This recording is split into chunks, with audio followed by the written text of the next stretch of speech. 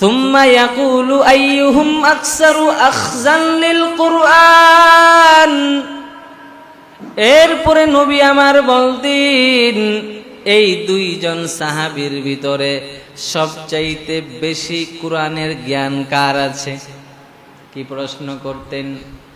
যেই দুইজন সাহাবীকে একই কবরে দাফন করবেন, এই দুইজন সাহাবীর ভিতরে সবচাইতে বেশি কোরআনের জ্ঞান কার আছে বলো? উপস্থিত সাহাবা একরাম ফাইজা উশিরা লাহু ইলা আহাদিহিমা, যখন সাহাবা একরাম দুইজনের যে কোনো একজনের দিকে ইঙ্গিত করতেন, দেখায়া দিতেন,